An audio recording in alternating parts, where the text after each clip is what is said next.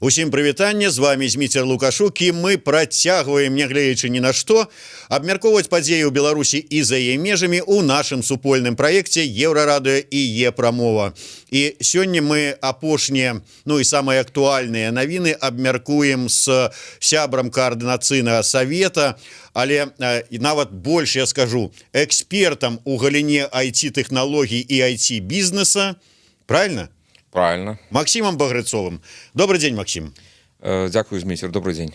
Максим, ну, безумоўна, асноўная тэма, якая абмяркоўваецца пачынаючы ад учора і працягвае абмяркоўвацца сёння, гэта сітуацыя з Тутбаем. Наколькі асабіста для вас стала нечаканым вось уся гэтая крымінальная справа, якую распачалі ў дачыненні да Тутбая, ну і усіх кампаній, звязаных з ім? Вы понимаете, я не думаю, что есть хоть один человек, для которого это вот совсем была неожиданность, потому что все-таки потихонечку давление на прессу, оно наращивалось с каждым днем.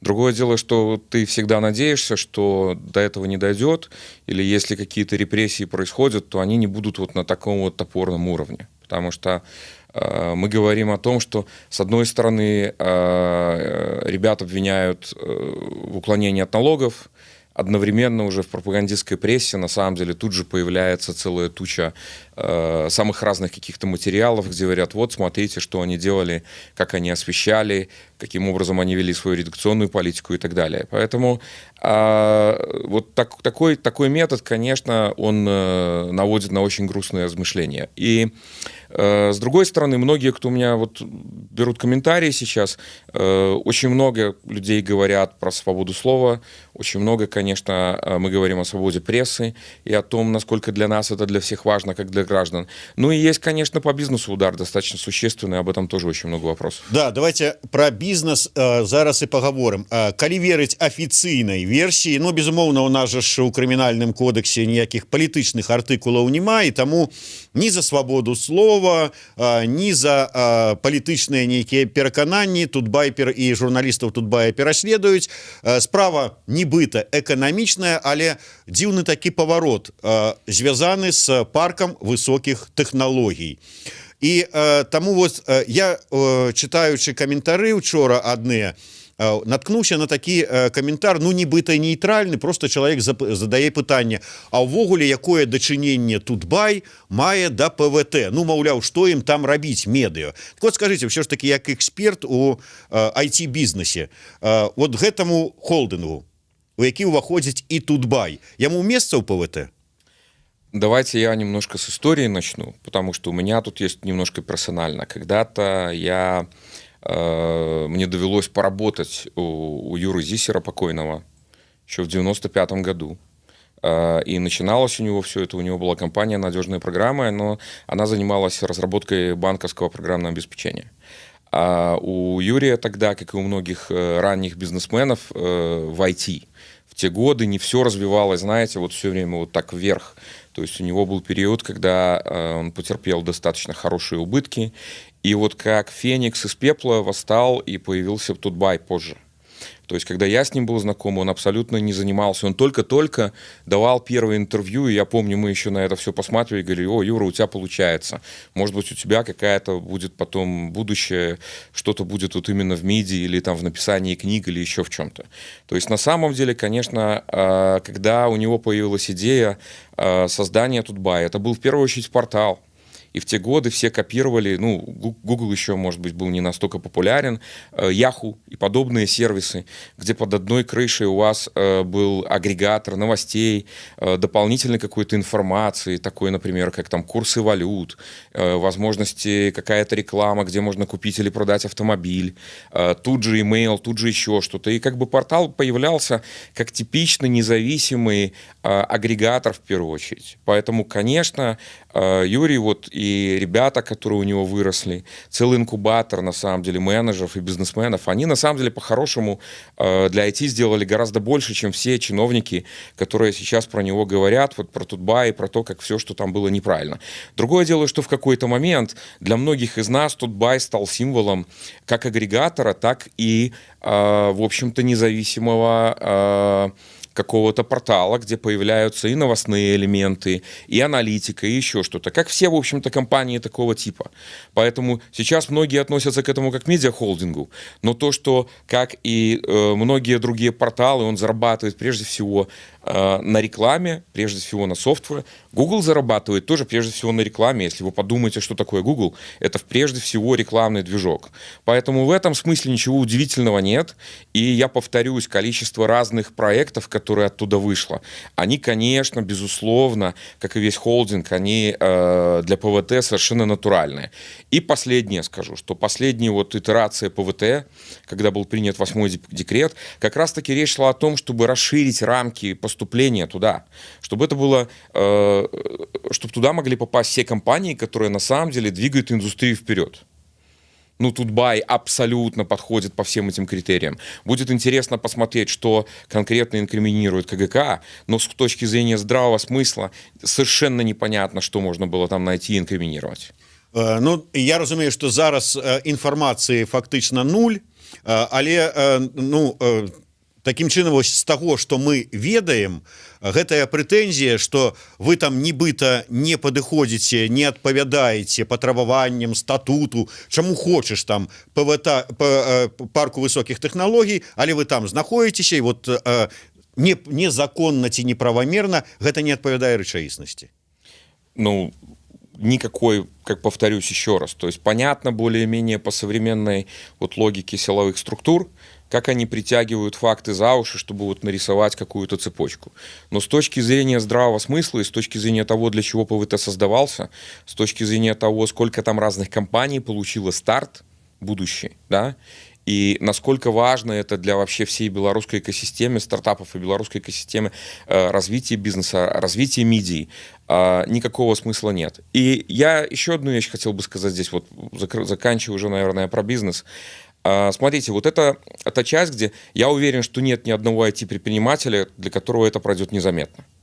Во всех порталах, во всех профессиональных новостях все люди говорят только об этом.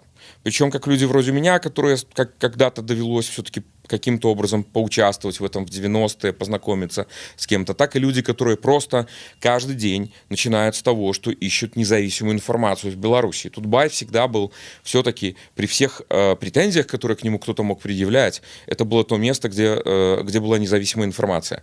А деньги и развитие экономики, оно требует спокойствия, и как бы экономика требует взвешенного подхода. Давайте предположим, что действительно нашелся какой-то рьяный чиновник, который решил, что вот что-то там не так. Да?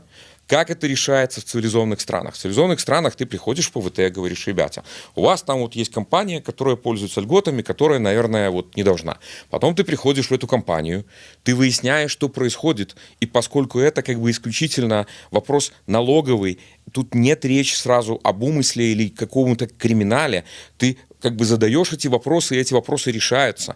Таким вот образом, вот такую экономику ждут инвесторы, такую экономику ждут бизнесмены со всех стран, чтобы вкладывать здесь деньги, чувствовать себя комфортно, открывать компании под белорусской юрисдикцией. Вот как нужно решать хозяйственные споры, хозяйственные вопросы. А тут получается, что еще не то, что суда не было, а просто вот как бы с бухты-барахты раз, и уже как бы пошел вот этот вот валик этих репрессий.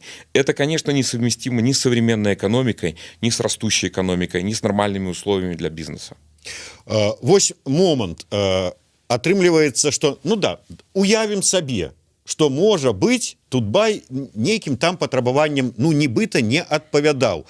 Прэтэнзіі павінны быць да холдинга, да Тутбая, там, да меды, ўсяго астатняго вот этого холдинга, ці да тых людзей, якія ў свой час уключылі Тутбай вот з тым, што яно ёсць. То есть ён же ж не змяняўся, не стаў ён спачатку, вот ён адпавядаў па ўсім параметрам, а потым перастаў адпавядаць. Ён такі быў ад пачатку.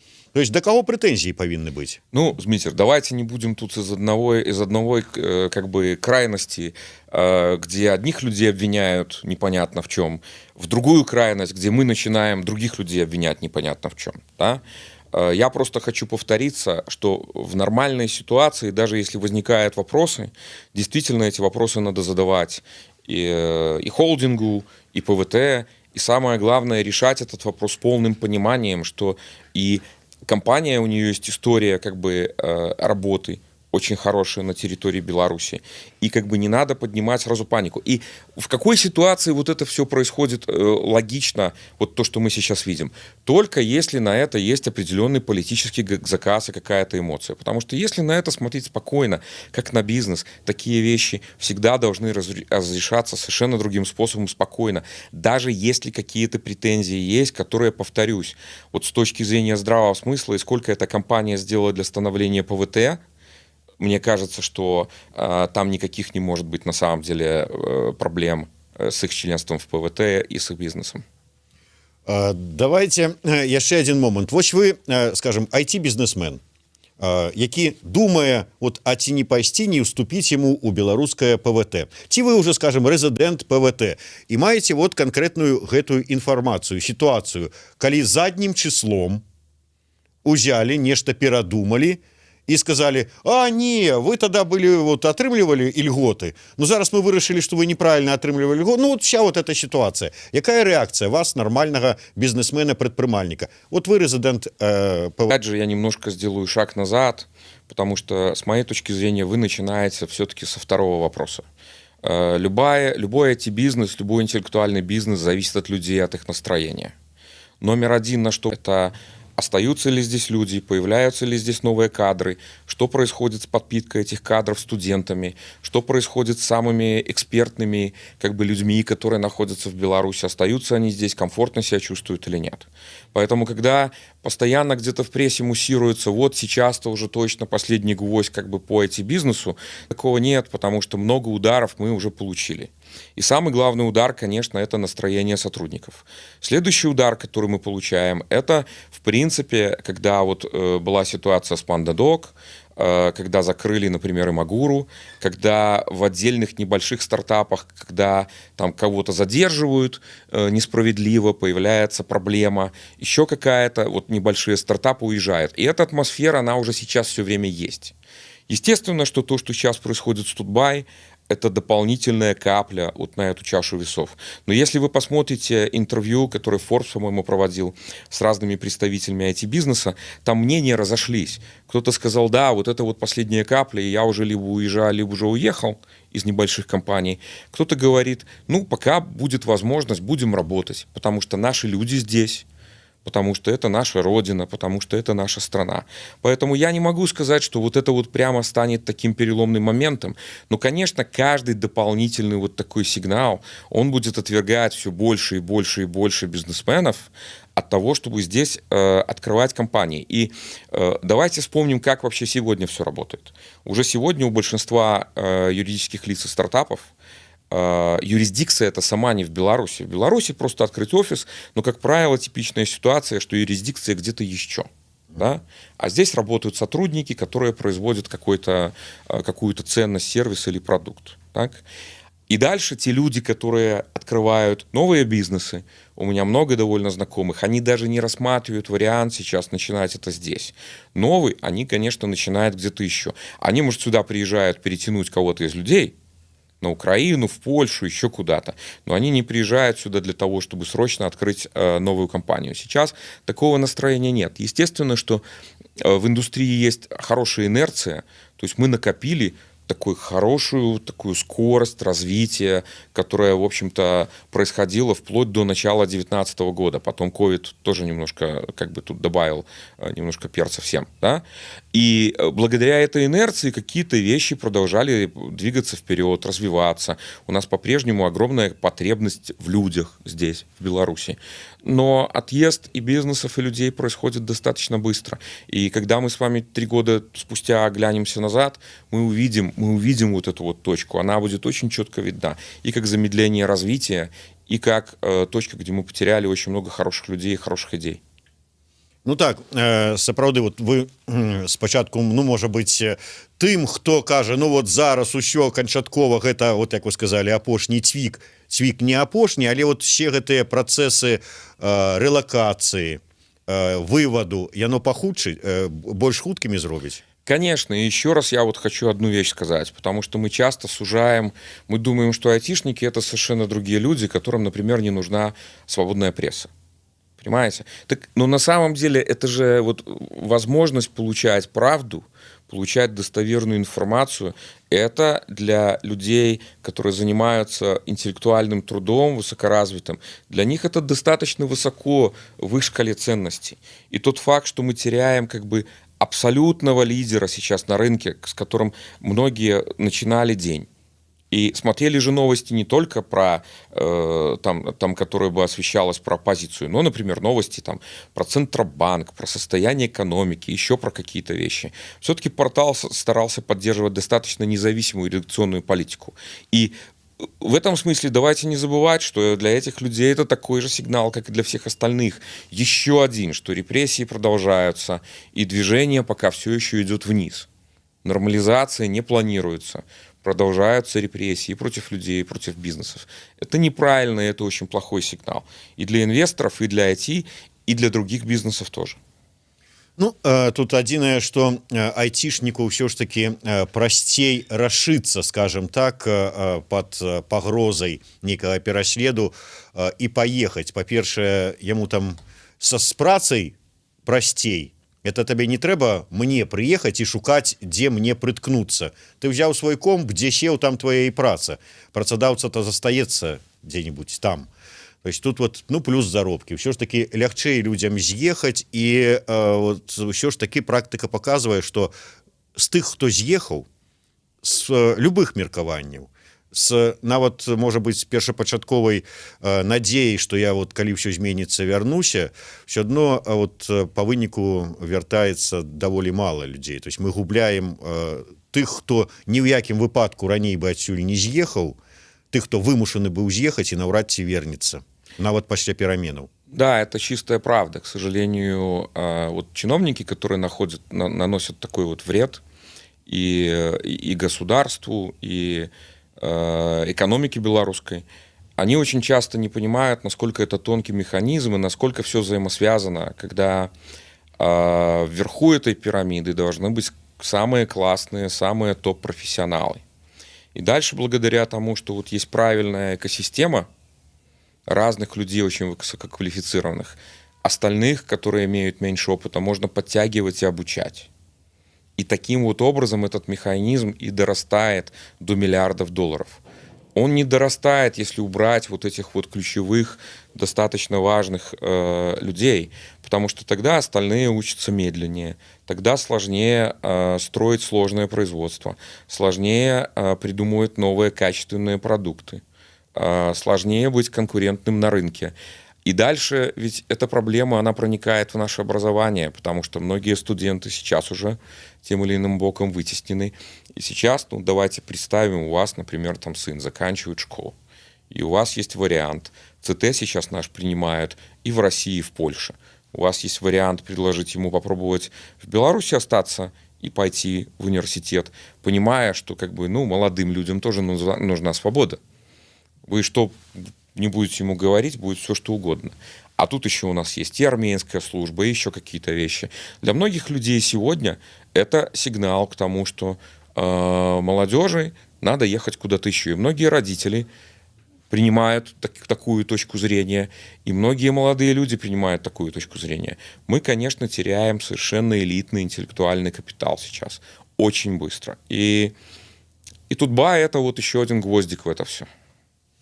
Дарэчы, ось было пытанне, зараз знайду просто вот пыталіся, як вы, Максім, ставіцеся да ідэі звярнуцца, ну, адпаведную міжнародную структуру, каб адклікаць у УАЦ права на доменную зону бай? В голову мне, конечно, такого не приходило.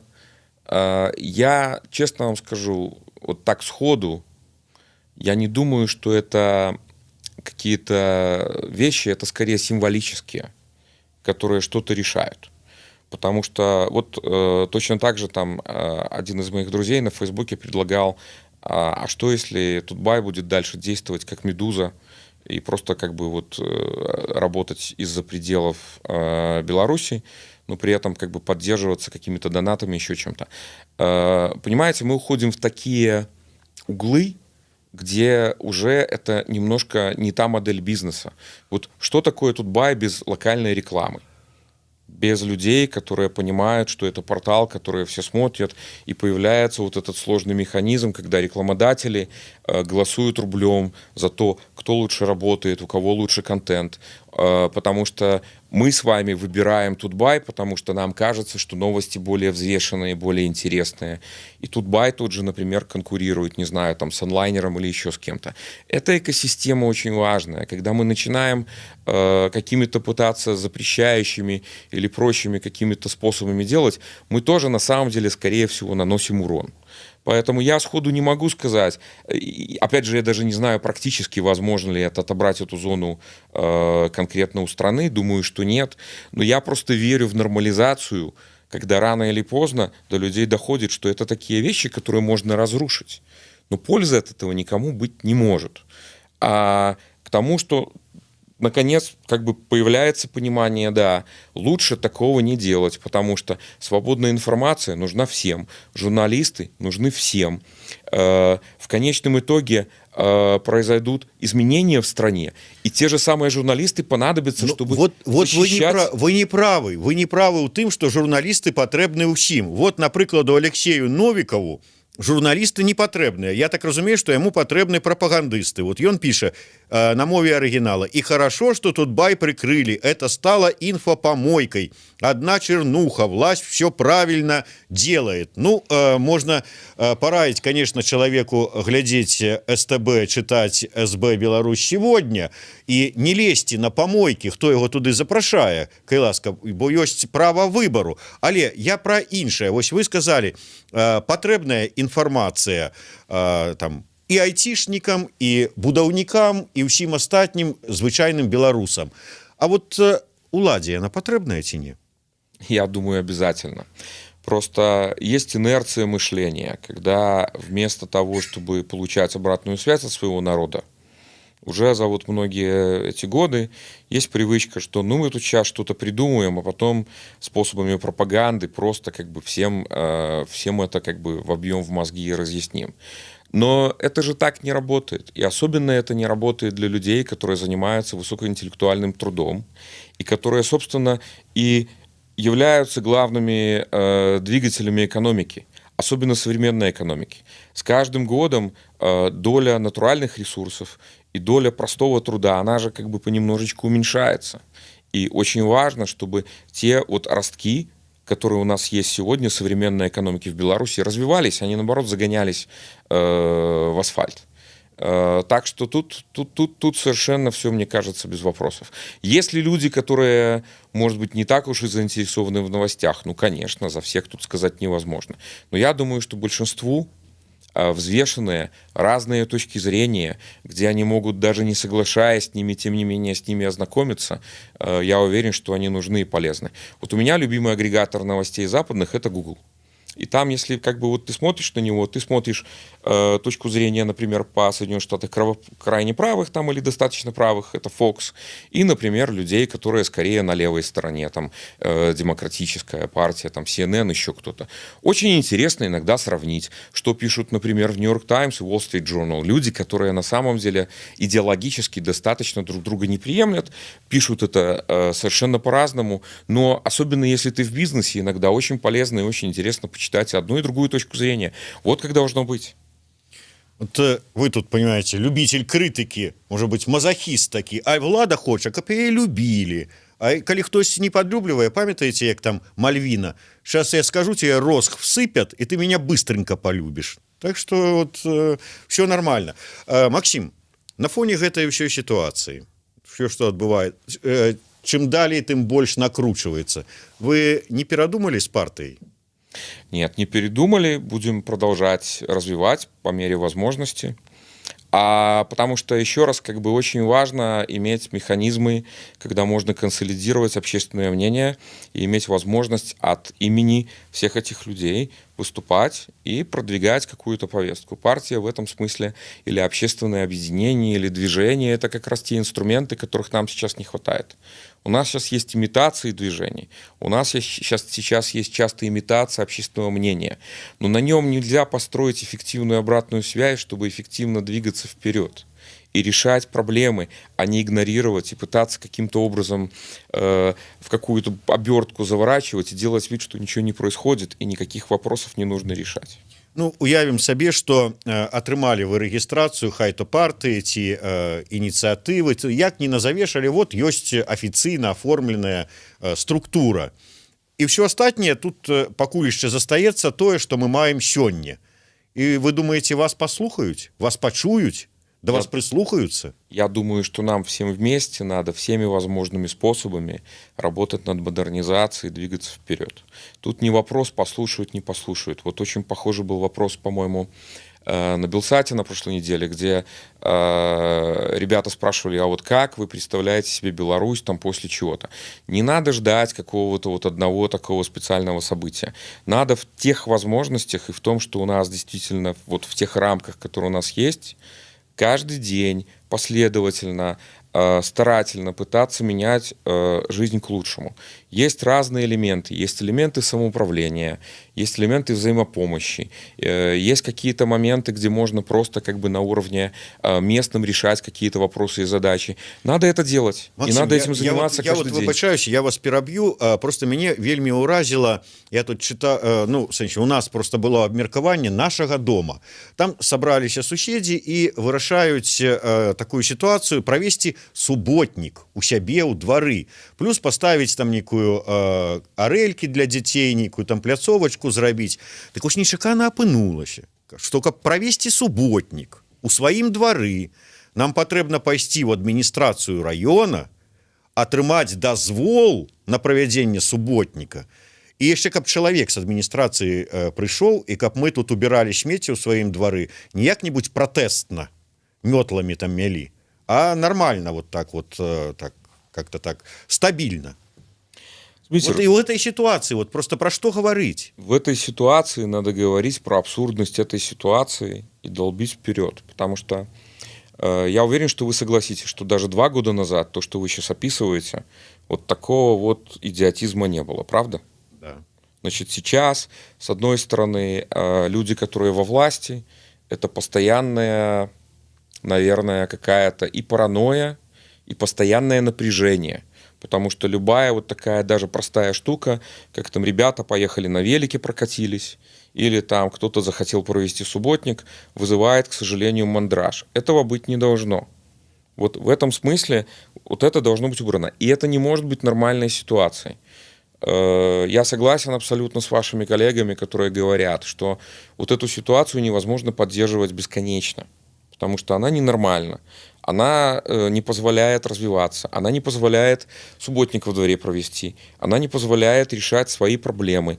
И как бы я с одной стороны говорю часто, ну как бы вот людям, с которыми я встречаюсь, я говорю, это неправильно, это у нас от Советского Союза осталось, что вот власть должна, кто-то должен. Нет, мы на самом деле, конечно, во многих случаях часть проблем мы можем решить сами без властей и должны решать их сами. Но вы абсолютно правы. Вот сегодня, особенно после августа или там с мая прошлого года, вот этот уровень давления и паранойи, он приводит к полному параличу самых простых, банальных вещей, которые люди, вообще говоря, готовы, хотят и должны решать сами по месту жительства, да? Или в своей какой-то социальной группе и социальной экосистеме. не может это продолжаться бесконечно, потому что невозможно так жить. Даже человеку во власти. Он же тоже потом возвращается в квартиру, кто-то работающий в государственном органе или в силовых структурах. Он живет в таком же вашем подъезде. У вас в доме, может быть, там 10-15 человек таких живет.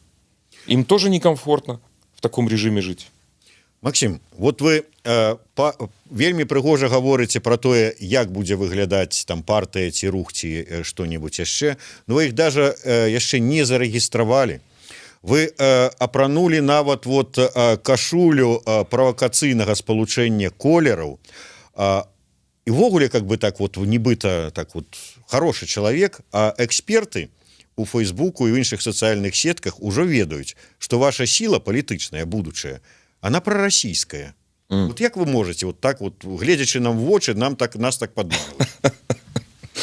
Очень хороший вопрос, тоже очень его люблю последнее время. Не знаю до конца, на самом деле, откуда вот эта вот глупость появилась, но люблю отвечать на эти вопросы. Смотрите, одна из причин, почему я не верю, что сегодня в Беларуси может быть не пробелорусская сила. И я не верю, что любая пробелорусская сила, которая здесь есть, может рассматривать Россию как врага. Потому что если вы хотите, чтобы в Беларуси у людей было все хорошо, росло благосостояние, чтобы мы развивались, номер один, надо признавать, что вот с 91 года каждый белорус осознал, что такое независимость. Это очень важно. По любой там запрещенной социологии, на кухне вы спросите, еще где-то, видно совершенно. У людей, которые, кстати, выступают за действующую власть.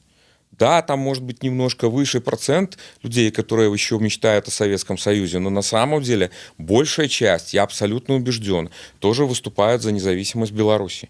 И это сейчас та ценность, которую с ней невозможно никоим образом никому спорить.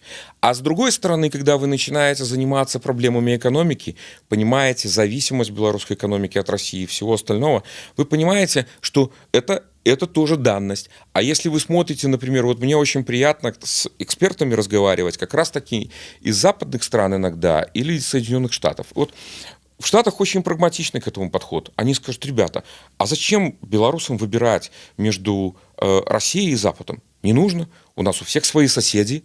Мы должны на взаимоотношениях со своими соседями зарабатывать. Мы должны иметь отношения со всеми хорошие.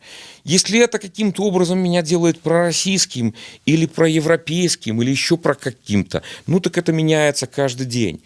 Но на самом деле мы все здесь для того, чтобы строить процветающую, красивую Беларусь, в которой растет благосостояние, в которой все чувствуют себя безопасно, в которой все хотят жить, в которую все хотят приезжать и жить, потому что здесь лучшее образование, лучшая медицина и лучшие возможности для развития. И, конечно, самое лучшее место на Земле для развития IT-технологий.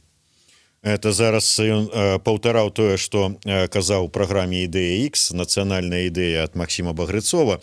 Але, Максим, давайте вернемся да пачатку нашай размовы, дакладней пра сітуацыю з пераследам незалежных СМІ. Ўсё ж такі, уявім сабе вот сітуацыю, што улады дамагліся таго, вот, што ім мроецца. Вот, усе гэтыя нячэсныя, вот, усім ім заткнулі рот, усіх тут вынішчылі, усіх выгналі, тутбаі, онлайнеры, нашы нівы, еўрарадыё, ўсё. Нікога не засталося, ўсё, селі і расслабіліся. Але, як кажуць, інфапрастора яна ж не церпіць пустэчы. От вам што бачыцца? Вот, ці ёсць у гэтым нейкае, ну я не ведаю, нешта дрэннае, ці это наадварот добра? Ну, прыйдзе, стане СМІ, тэлеграм-канал «Жолтыя слівы», будзе ўсіх тут радаваць нас. Нет, хорошего, конечно, нет. И то, что касается информации, она будет просачиваться, и мы будем ее получать. Вот мы сегодня как раз с Юрием Драгохрустом вспоминали немножко 90-е. Там можно было типографию закрыть или еще что-то сделать. Как бы сейчас, конечно, информация попадает. И я не думаю, что вариант отключения интернета северокорейского какого-нибудь или вариант китайского нам здесь по карману, это может происходить. Но в чем проблема текущей ситуации?